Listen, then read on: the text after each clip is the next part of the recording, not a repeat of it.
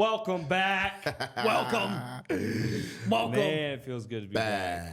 Feels good to be back. Are you actually sure about that? I know. I Because am. he sounds so you kinda like just man, diluted. Man, it feels good to be back. I just got back from vacation. Okay, I'm a little tired. You're a little tired, huh? Where were you at? Yeah, I was in where'd you LA. go? I was in LA. Yeah. My LA, huh? sister won the best hair and makeup for daytime television. Oh, So I went out there to celebrate with her. So it was that's pretty pretty cool. fire, man. Yeah. Congratulations So, to thank sis. you. He was in L.A. Yeah, LA, yeah, The Chillin'. LA. big city. but to be honest, yeah, we got a bottle. Dude, It Actually, look- or should I say a can? it looks like gasoline. That's what it looks like. Hey, before we jump into that, Okay. let's talk about how awesome this weather's been recently. Oh, man. my gosh! I mean, we're talking 70 degrees I think it was in February 77 today. I think it was February. 77 when I was driving home with the windows down. with the windows down. Oh yeah. You know what? yeah.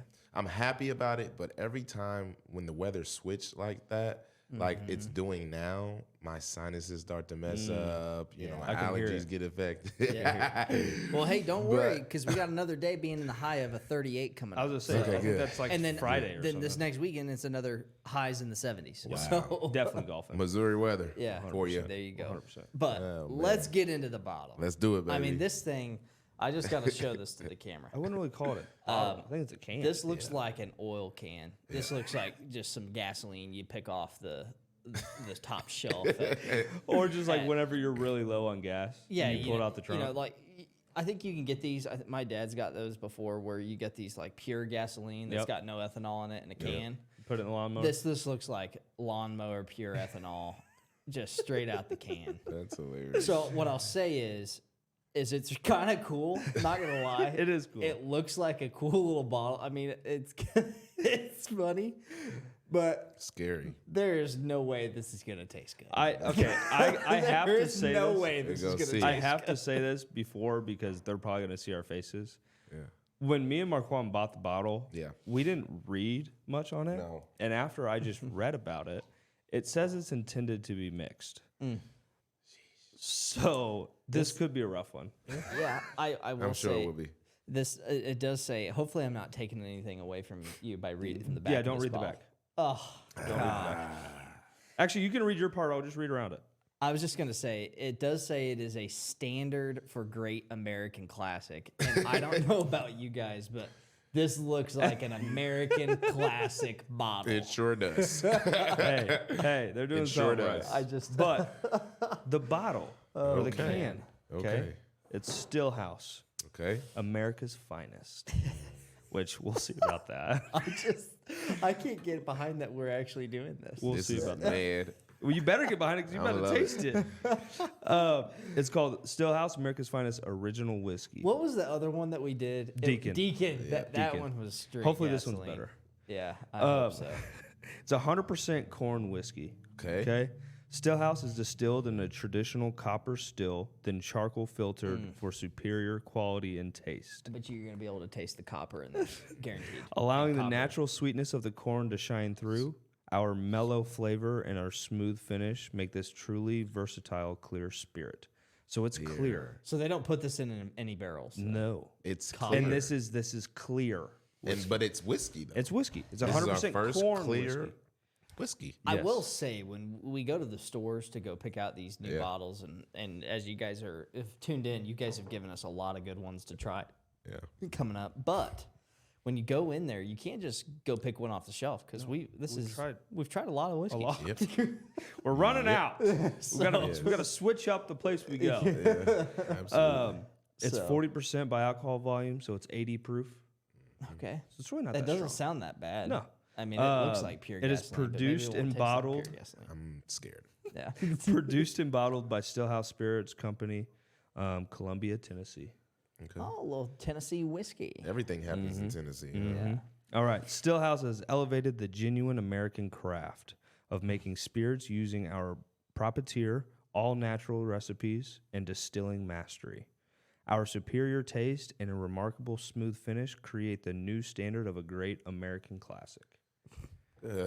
That American classic words, those words keep scaring me. Let me pour. Oh, Lord. Dude, it I have a really is. trivia question. We had another bottle of whiskey. Nice. Little That- pull-up action. Thank you for remembering that, Yeah, Rods. nice that. Oh, wow. oh, That's- wow. That's kind of spilling all over the place. careful. Dude, it's hard to pour it. Okay, I'm sorry. While you do that, I'm going to go get something for the table. Yeah, because that might burn the table. Yeah. Okay, that's enough. I did. I'm trying to make sure it doesn't spill, home I'm dog. sorry, Talbot. I'm sorry. Holy potent. Ugh. He said, ugh. No, while he's gone, Make that though, the ugh. we got some really cool stuff Yuck. cooking. I mean, Yes. some really cool stuff cooking. Yeah, it's real cool. I mean, we doing it for you. We bringing it back We every are single bringing it time, back. better and better. This dude got like 19 paper towels because he I thinks got it's 4. just gonna soak it through. Yeah. It's a nice table. Oh my god, it's stained. Better not. Hey, I was in the middle of something. We got yeah, go distracted. Golly, man. We were. I knew it, It was another whiskey that we did. Trivia question. Let's see if my fellow podcasters know what I'm talking about. It was another whiskey, corn based. Which one was it? They're all That we've done. corn-based. Oh, the blue No, corn. correct. Rubenesque. Rubenesque, yes. Wow. Nice. Yes, but it wasn't really. He's right. But what's the actual? Blue corn. I said that. No, it's wood. Wood hat Oh, is the wow. name Wood of the hat. bottle. Yeah, Rubenesque. wood hat Rubenesque Yes, was yeah. the yes, was the correct. flavor. The wood hat makes like 3 or 4 flavors. Rubenesque Correct. was that particular flavor Correct. of blue corn. And on the bottle was a voluptuous But woman. I do remember that. I bet you do. I bet you do. Voluptuous. Yeah, you like that? That was like episode 4. Yeah, that was a long time ago. I said it was gonna be a trivia question. Oh my god. Don't tell me you like that. I mean, smell it. It's terrible. Dude, I'm not gonna lie. I don't want to drink My it. stomach is quivering. Turning. Okay, what do you guys smell? Because there's two. There's Dude, I don't know if I Hey, can do I'm not this. even gonna say smells. there's two. nothing. There's two I on the smell nose. Nothing. Our listeners, you guys that tune into this, I'm telling you right now, this is not gonna be good. This will Okay, be give the me what worst. you smell. My stomach is literally turning right now. Yeah. Give me what you I smell. can't even I can't smell smell this. You nothing. might smell it after I Yeah. say it. Orange.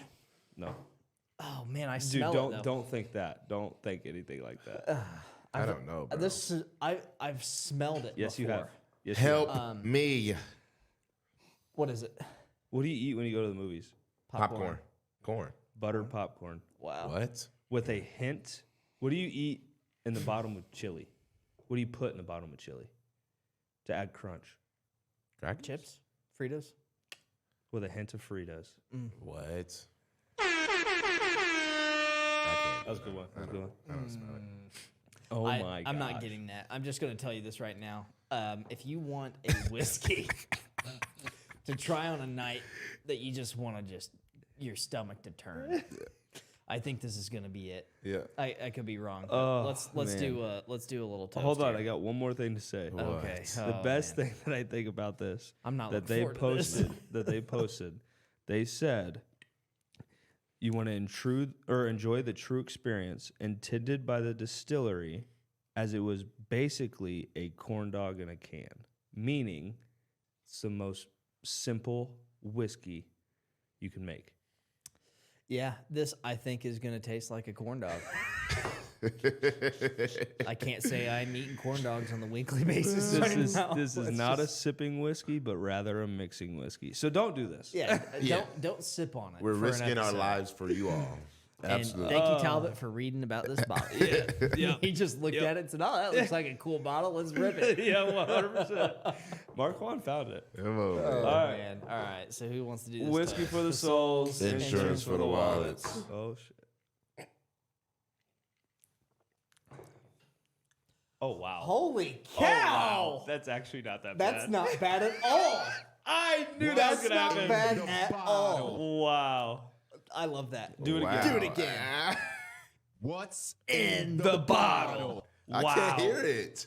That's- Oh, he you has can't- you muted. Oh, thanks, Rods. Yeah.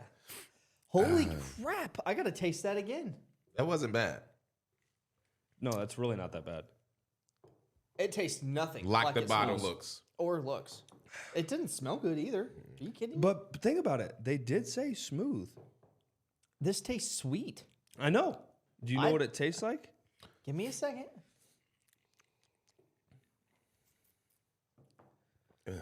It's actually funny what they say on here. You're actually gonna laugh. It's a berry of some kind. There's I probably should just say it because there's no like flavor. Really? That they say, yeah. They say smooth but corny, like it's told too many knock jokes.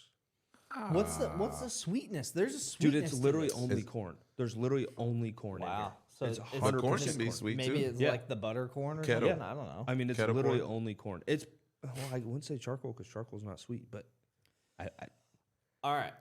I'm sorry, Stillhouse. I Yeah. gave you a really bad run for the money there at the beginning. The smell and the look of the bottle looked like it was not going to be good, but this is way better than Deacon. yeah. Oh, absolutely. Oh yeah. I mean, this is drinkable. Yeah. Yeah, This absolutely. I wasn't expecting that. No. Yeah. So And it literally says the alcohol hangs around for a while fading to a creamed corn. man, we were all dreading that sip. You could even hear it. Whiskey for the souls, injured for the wallets. It does say I totally got caught by surprise. It does say mix it with root beer. So that might. I could drink this like I could drink this. it I mean, it just kind of throws me off because it's clear, to be honest. Yeah. Like if mean, I were to walk does into a look- bar and say, "Hey, give me Stillhouse," and they pour me clear whiskey, I'd probably be freaked out. Yeah. I'd think that person's psychotic. This is I'm literally blown away. Yeah, I'm taking it No, back. I mean, yeah. it's I'm taking it back. Um, Ratings. value, really quick Oh. value. $22. Wow, Yeah. $22. You want a value whiskey? Yeah. Stillhouse. Boom. 22. I mean, it's Rating. for Boom, boom, $22. boom. Let's go. I'm going last Okay. because I reviewed it. gosh. I reviewed the bottle. Okay. Rating. Love the bottle. I love the can. I love that. It does remind me give of old America. American. It does. Old America. It gives that vibe. just Like think- I think a barn, the beat up truck. I think, like, I all think, of that. I think of the beat up truck at a small town, Yeah. like why am I blanking? At an auto body Yep, shop yep, yep. or an auto shop. Yep. That's getting oil changed. That's what I think of when I look at this bottle. Well, and the cool thing is their aged one, they have one above this. Their aged one is like rusted, their can. Wow. So that's kind of cool. Yeah. So $22 I value. mean, I know. and the value of it, and it did not taste that. It didn't taste that bad. Easy. It really did. It doesn't smell good. I would Doesn't say smell it was only about. I would say about. I'll give it a 6.5. Yeah. That's my rating. Not terrible. No. I'll give it a I'm 6.5. right there with you. Yeah. 6.5. Yeah. I'd probably give it. Yeah. I'll just do a 6.6 so we're not all the same. Yeah. But no, honestly, I mean, fully surprised. Yeah, absolutely. Well, this is a great time, as we always wrap up every whiskey tasting and rating, to pause for our sponsor. Do you want to lead us off for that one? I mean, I can lead us off, but every time I do it, apparently I screw up. Because Mark just pops in. He just pops in. He scares me. Whoa, He there he scares is. me. No, But- appreciate you guys. Yeah. Thanks to our sponsor. Thanks for Apollo. tuning in. Let's tune into Apollo. Absolutely. We want to shout out our sponsor, Apollo Insurance Group. They are one of the largest health insurance brokerages out of the Midwest. They specialize in health, life, dental, vision, a lot of the things you need in regards to insurance they have. So they typically save their clients a lot of money in regards to their premium. So if you don't have someone that's helping you or aiding you through this process or this chaotic world of health insurance, please reach out to them. They fight for you, they specialize in what they do, and they're great at their job. Thanks for tuning in. I was going to say, welcome back. Well, you know, I start out with that. So, Yeah. You know, but no, thanks for tuning in to sponsor. For real. Nothing would be able to happen without Apollo. Apollo sponsored the bottle. Yes. As sure did. Every other bottle. Yeah. It's $22, very thankful. $22 Very fine thankful. bottle of whiskey. Very Yes. thankful. Clear Yeah. whiskey. Yeah. I mean, we wouldn't be able to buy it. You know what I mean? Took me by surprise. So, Yeah. what are we talking about today? Guys. So, you want to do it? No, go. I honestly think this is going to be cool. We touched on it a little bit, but I don't think we harped on it enough for you guys. 'Kay. We're talking about how, just in general, in the insurance industry, most insurance industries or most careers that you go in with insurance, the 1099 factor or the flexibility or just the day in the life after, I mean, honestly, 35, if Yeah. you start where we are, you know, what you're able to do and what you're able to do during For this sure. time, you know? For sure. I mean, yeah. So we're going to dive into what Talbot's alluding to is we're going to dive into what it looks like to actually be a 1099 health insurance successful agent. This is past you've already spent 2 years in the business or more, and you've developed a successful 6-figure income already in the business. We're going to talk about like what does a person that's 2+ years in the business really spend their time doing. So a lot of times you have referrals. The longer you're in a business, more people just know about you. But I more so want to touch on like the flexibility. Yep. For people, because like we said before, we have a lot of college students that tune in. We have a lot of people that tune in that are looking to make career changes. We have other people that are tuning in that are in the sales, sales professionals, like we did on our last episode, the guests that we had. So I think what's hard to convey to people how really different this job is. Is it easy? No. If it was easy, everybody would do it. But just like for you, Talbot, you've built already a successful book of business. Right. Last week, you were gone for 7 to 8 days. Yeah. And you had the ability to go to LA for 8 days. Didn't really work. You worked and put in a couple of sales because you had some people that were coming into, that were in your pipeline texting you, and they wanted health insurance policies.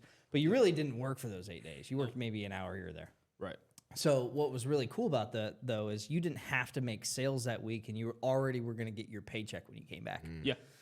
So let's touch on that. What is residual? This is all around the idea of residual income. Yeah. Yeah, I think... let's let the viewers know, what is residual income? Yeah, good question. So residual income, like he was saying, obviously you have your W-2 employees. You have your 1099 like us. You have your, what am I trying to say? I'm losing the word. Hourly employees. But for us being residual, 1099, most 1099, actually I shouldn't say most. Some 1099 are residual. Okay, there's also 1099 businesses where you're not residual, right? What residual income is, meaning when you sell a policy, you are going to get paid on that every single month as long as it stays active, they don't cancel, or they switch plans. Okay? And that's what he means by I literally was able to go to LA. Yeah. I wasn't worried you if could I have was taken gonna off the get whole paid. month. Yeah, if I wanted to. I wasn't worried about getting paid because I knew when I got back I was going to get money. You just wouldn't have grown if right, you didn't, exactly. if you didn't work. Yeah. And then I chose to work a little bit because obviously clients come first. Even though I'm on vacation, doesn't mean I can't put in a couple hours here and there. Perfect. And then it grows even more. Yeah. So being able to get that paycheck. I think I could probably depict it for a lot of people. If you are a real estate professional, nothing against real estate. I think real estate, you can make a lot of great money. Yep. But you're always on to the next person. You always have to sell the next house, or you got to represent the next buyer. You always are on to the next sale. It's a hamster wheel of a sale process. Absolutely. Or if you're in pharmaceutical sales, same thing. Medical device sales, same thing. What's another one I was hit on? Like just an independent contractor. Yeah, and really a lot of sales professions, 98% of sales professions out there are always one hit, and then you're on to the next sale. Contract. Which is nothing wrong with that. Nothing You at can all. make a lot of money doing those jobs and careers. Because I'm not going to sit here and lie to you and say, well, health insurance, you're going to make hundreds of thousands of dollars on every single deal. No, it's a lot smaller percentage of compensation every month, but you're paid on it every single month that person's a client. But my dad was in a profession prior to getting into health insurance that he was a quant and an energy day trader recruiter. So. He recruited a lot of quants, high-level key executives at companies like Enron. If you know Enron collapsed in 2001. They were known as the Crooked E Company because they were cooking their books. Oh, wow. And so he recruited a lot of people actually away from Enron when they were still a business, an entity in the late 90s and early 2000s, to going to different competitors to Enron. But one of the things that he had never had was residual income. So you would make a placement in that business, let's say, and they would get a percentage of the salary that they would place. So on average, he was getting about a $30,000 check because most of the salaries that he was placing were 6 figures, $100,000 or more. Yeah. Well, he would get, a 30% cut of those people's salary that he would place. But it would take 3 months to place these because these are not just these aren't just sales professional jobs that are being placed within a week, right? These are high level executives at firms that are getting a $300,000-$400,000 salary. I think 1 month he always talked about this. He placed 3 positions in one particular month. Now, the previous 6 months, he hadn't placed anything at all, so he had made nothing. But that 1 month, he made like $400,000 on 3 positions that he placed. They were all high level. It was his biggest month ever, right? And he was like, and he had the perfect work-life balance in that because he was very involved in both my brother and I's sports teams growing up. But one of the things he never had in that job, residual income. So what happened was in 2008, when everybody stopped hiring, he had to put that business to bed. By 2010, he got jumped into health insurance. 2008, 2009 were not good years for hiring years. A lot of people, I think unemployment was at record highs at that point in time. Just a lot of turmoil going on in America and the economy. A lot of people lost their homes. If you've watched the movie The Big Short, just look at that. Look what happened especially in 2008. All the energy companies, they were, a lot of things were coming down the pike, and energy companies, they just halted hiring. They just stopped altogether. So that's what happened. And he always would tell people, when he went on to an interview to get into health insurance in 2010, in August, it's like July-ish because he started in August, but in July when he went on the interview, he had no idea it was for health insurance. Health insurance, he always said, would turn him into a 3-year-old emotionally and intellectually when he had to make that decision for his previous business. No broker, nobody could ever explain it and make it easy to understand. Right. So when he went on that interview process, the person said health insurance. He began to sweat. Yeah. He was like, I got to get out of here. He was looking for the door. Like, I don't want to be here. It's health insurance. Like, I despise health insurance. Right. Like most people. But then the one thing he said that made him stay was residual income. That was something he knew he had never had in his previous businesses. Right. So here we are today. And I touch on that because maybe you find yourself in a very similar position. Maybe you're always on to the next sale, and it can get exhausting, right? There's, health insurance, you're always on to another sale as well. That doesn't completely go away, but you have security in the fact that once you've developed a successful book of business, it's going to pay you every month as long as you are doing right by your clients and you're handling your customer service. That's why I kind of joke. I mean, if you want to go to the Caribbean for a couple of months and take off, you could. You're still going to get paid. Right. That is the beauty of residual income. Residual income. No. Kind of ran those 2 words. It could be residual income. But it's already the 3 sips I've had of the gasoline. Of the gasoline. Yes. Yeah. No, Here, man. I could put this in my car. That's 2 whiskeys we are. Yeah, exactly. Probably should stay away from those. Yeah. Probably. But that's really good, Luke. That's really true. And it's true. All of that is true in regards to residual income. I mean, that's what you, and like you said, other position and other jobs and things like that are not, doesn't mean they're not a good career path or anything like that, right? But it's something about residual income that makes you just feel like, okay, it's steady. It's there. You can rely on it, but you have to put in the work. Absolutely. Oh, yeah. Residual income comes with Your first 2 years, is this your 3rd year? 3rd year. Your first 2 years, were they easy? no. Not even close. Yeah, And exactly. I wasn't making any money. Yeah, exactly. But that's how it is. But it's a grind. Yeah. But it's like once you climb that hill and you get to the other side, So rewarding. Yeah. you look and you're like, dang, I'm happy I did that. Right. Because guess what? Like Luke said earlier, you can go on vacation for a week and a half and your check is still going to reflect the same thing. Yep. Right. As long as you're not losing anybody. Right. Yeah, as long as you're not just ignoring clients. correct. That's, the people that lose their income or their value, they just ignore their clients and don't answer calls or don't respond to them right away with a text message or an email, and they just ignore it. Like, well, how could you do that? You took the time to sell the person. Just do the work that's required to service the client. Right. It's easy. It's simple. Yeah. There shouldn't be any problems with that. But people, you never know. You never know. People always do some crazy stuff, right? Yeah. They get lazy. Yeah. So from a residual income piece, if somebody was out there and they were looking to make a career change, that's, tune into the podcast, or they're looking to get into a career because they're a senior in college and they have no clue where to start. Yep.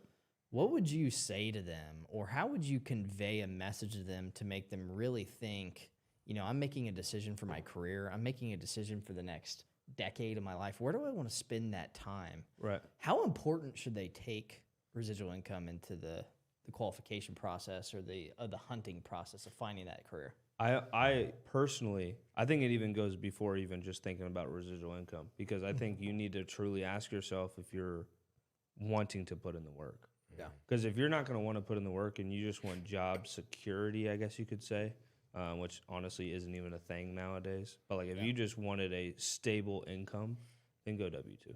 Yeah. Because if you're not going to put in the work, you're not going to make any money. Yeah. You know what I mean? Like people come and go.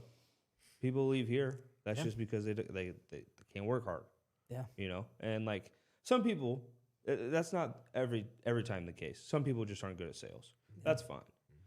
Sometimes some people just don't have it, right? I wish we had 100% retention rate on clients. I think we have around 70 to 75% right now, which is pretty high for the industry. I think most sales professions like to be around that 40 to 50% mark. Yeah. Although recently I've heard several entities in the insurance business that are fairly large, their goal is to keep 30% retention rate. So they want to keep 3 out of every 10 people.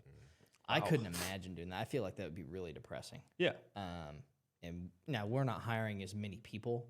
True. So we focus really high on client and agent retention. Yep. So, it's just a different business model. Yeah. But I couldn't imagine wanting to keep 3 out of every 10 agents we hired.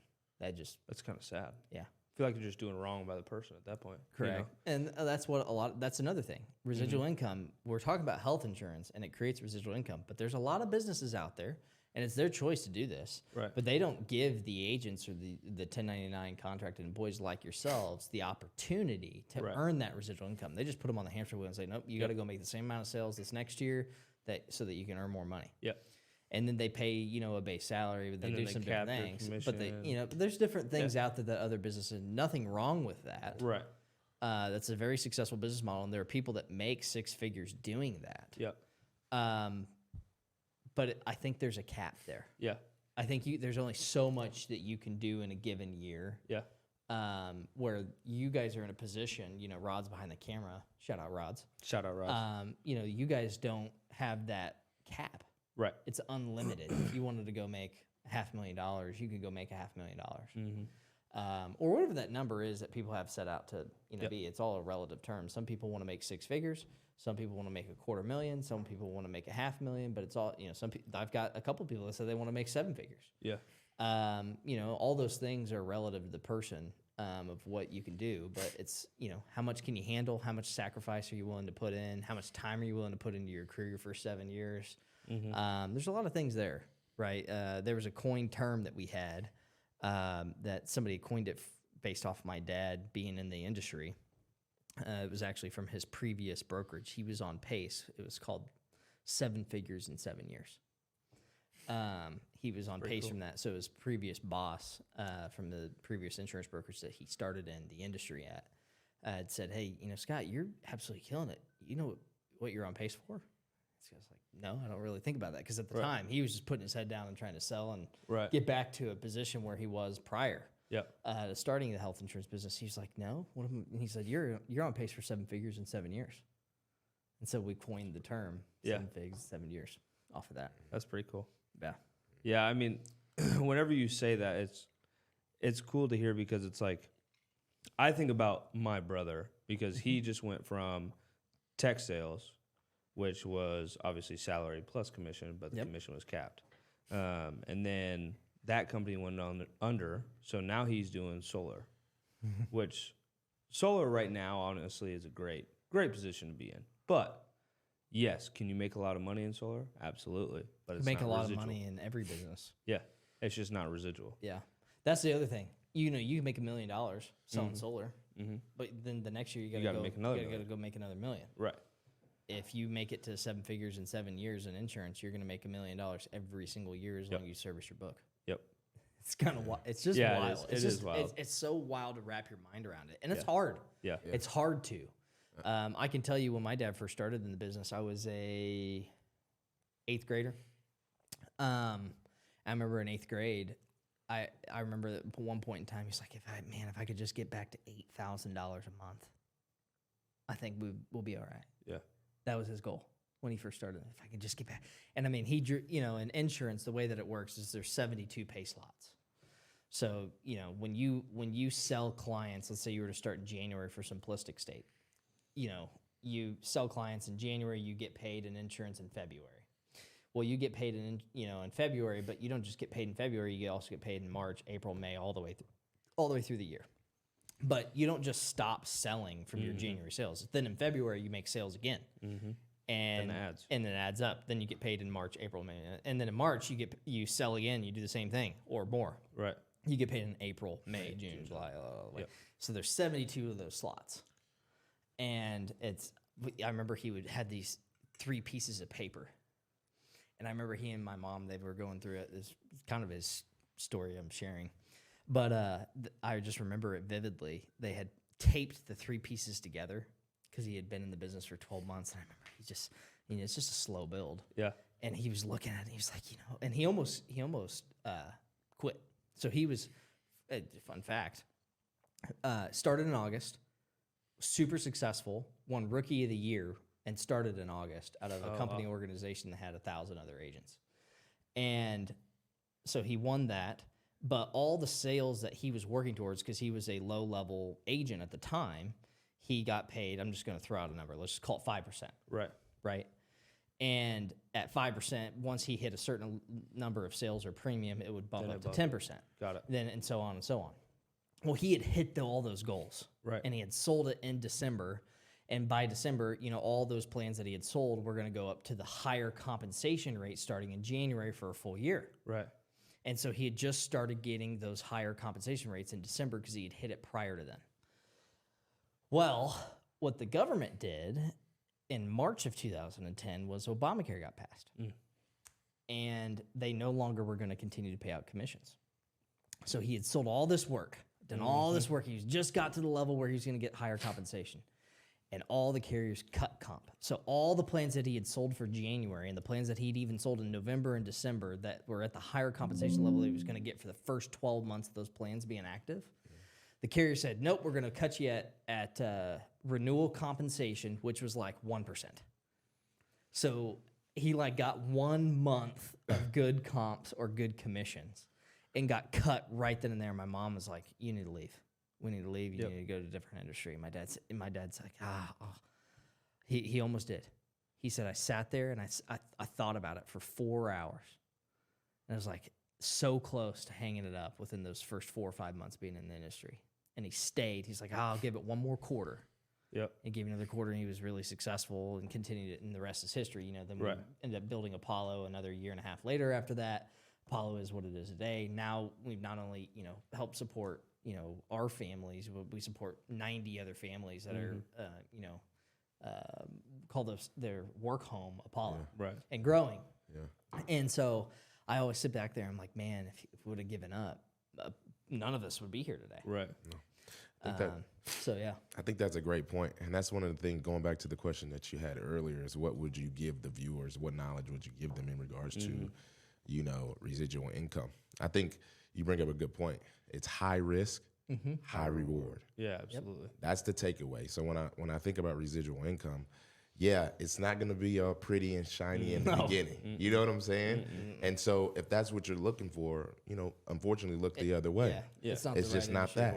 But if you're ready to get in here and really grit and really bet on yourself, because that's what it's about. You have to bet on yourself. If you're willing to do that and you have confidence in yourself to know, you know what, I can come here and do this. I'm going to keep trying. I'm going to keep getting the coaching that I need. I'm going to keep putting my best foot forward. If you can come in here and do that, high risk, high reward, baby. If you come in here and devote yourself, dedicate yourself, it's endless opportunity that you have. Absolutely. That's good. Yeah. And Did you add anything before we close out? Yeah, I think just because I've only been out of college for 3 years, so I still kind of know the mindset of the people that are in college. And a lot of you guys that are watching or that may watch that are in college, all of you want to come out making $100,000, which is fine. Yeah, I get that, because trust me, I did too. But what I'm trying to say is $100,000 in the grand scheme of things in residual income is not that much money. Mm-hmm. It's not that hard. It takes 3 years of working really hard. Yeah, it's going to be a grind. Yep. But I promise you, when you look back at the 3 years, you're going to think to yourself, you're going to be like, wow, that really wasn't that hard. Yeah. I could have probably worked a little harder, you know? Sure. And I even say that. And it's like, it's one of those things where anyone can do it. Mm-hmm. Really. Anyone can do it. And that's why, like, all you guys that are wanting making $100,000, that's cool. If your best friend gets a job out of college making $80,000 and you come work at a residual income and you're making $1,800 or $2,500 a month, ask him in 3 years what he's making. Guarantee he's making $85,000. Yep. And you're making 110 or 120 or 200 Yeah. or whatever it is. For sure. But it's just a grind. You can't think of the now. Everyone in today's age, We're instant gratification. Yep. yeah, and Microwave. we're so Yep. worried about what You everyone always else. talk about that. You talk about the microwave. Yes. We're microwave babies. Yes, microwave. babies, Everyone's always absolutely. worried about what everyone else thinks of you. Yeah. Yeah. Quit that. Yep. Think about yourself. Think about your potential family or your future family. Set up for them. Growth. Yeah. Growth for sure. That's what I would leave it with, It's good. to be honest. Yeah. Don't forget to bet on And yourself. I think that's where our society's going. I mean, I've seen more and more people start businesses and go into entrepreneurship Man. that Love are our that. age, which is great. I love the that. fact Yes. that people are doing that and wanting to build a business. So if you're thinking about that and you're wanting to build your own brand and you think that Apollo might be home because you tune into us, you sound like you're like, man, those guys are cool, or man, those guys are whack. But still, I like the opportunity. That's more like it. So, but I like the opportunity. Get in touch with us, or it doesn't even have to be us. If you're just looking to get involved in the insurance industry, we know a lot of other businesses and organizations that are good places to plug in, especially if you're not wanting to be in Kansas City, you want to be somewhere else. I've got a lot of connections that are throughout the U.S. in Dallas and Wichita and Chicago, Tampa, Florida is another great place that I know several organizations. Phoenix is another California. spot. I know of I actually do know. I do know a California. couple spots in Southern and SoCal. So, but yeah, even if you're in those areas and you want to go plug and play in someplace in the insurance space, and you see that this might be a fit for you, reach out to us. I'll be more than happy to get you connected. It doesn't have to be Apollo by any means. We always say that. We're always happy to talk. Yeah, We want to so talk. want to be a resource to you. Yep. Thanks for tuning in for another episode of Whiskey and Insurance. Should we do a little whiskey for the souls? Yeah. Insurance for the wallets. Cheers, guys. Till next time.